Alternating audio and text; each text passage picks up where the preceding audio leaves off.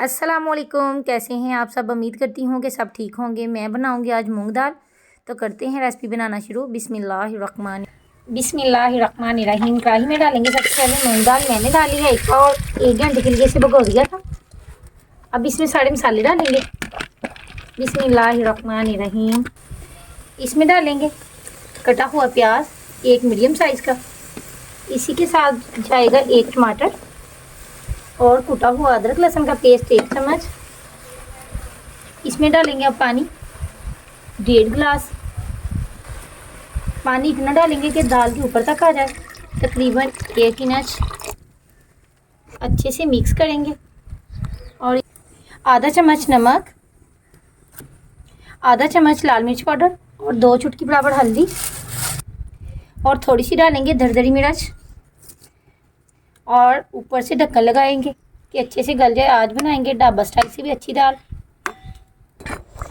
दाल को पकाते हुए 15 मिनट हो चुके हैं और दाल आधी से ज़्यादा गल चुकी है। इसे ज़्यादा गाढ़ा नहीं रखेंगे, इसे पतला सा रखेंगे। अब इसमें जो मसाले जाएंगे, आधा चम्मच काली मिर्च,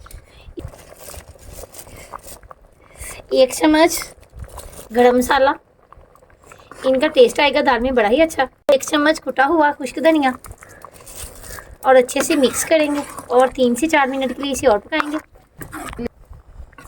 माशाल्लाह दाल पककर तैयार हो चुकी है। अब इसके लिए बनाएंगे मज़ेदार सा तड़का। पैन में डालेंगे आधा कप कुकिंग ऑयल। ऑयल गर्म हो चुका है। अब इसमें डालेंगे कटा हुआ अदरक और इसी के साथ डालेंगे 2 से 3 सब्ज़ मिर्च। मेरे पास थी सब्ज़ मिर्चों में हुई लाल मिर्च, वो डालेंगे और साथ में 2 हरी और 1 मिनट के लिए इन्हें फ्राई करेंगे। बिस्मिल्लाहिर्रहमानिर्रहीम। अच्छे से मिक्स करेंगे और इसके साथ डालेंगे सब्ज़ धनिया और माशाल्लाह बड़ा मज़े का सालन तैयार हुआ है।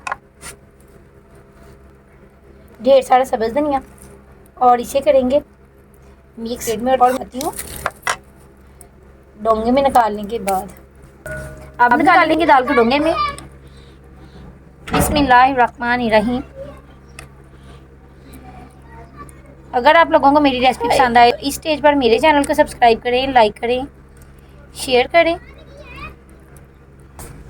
उम्मीद करती हूँ आप सबको मेरी ये रेसिपी ज़रूर पसंद आएगी। अगर रेसिपी पसंद आए तो मेरे चैनल को सब्सक्राइब करें, ज़्यादा से ज़्यादा सपोर्ट करें, लाइक करें और शेयर करें। इसी के साथ लेती हूँ इजाज़त। अपनी दुआओं में रखिएगा हमेशा याद। तब तक के लिए अल्लाह हाफिज़।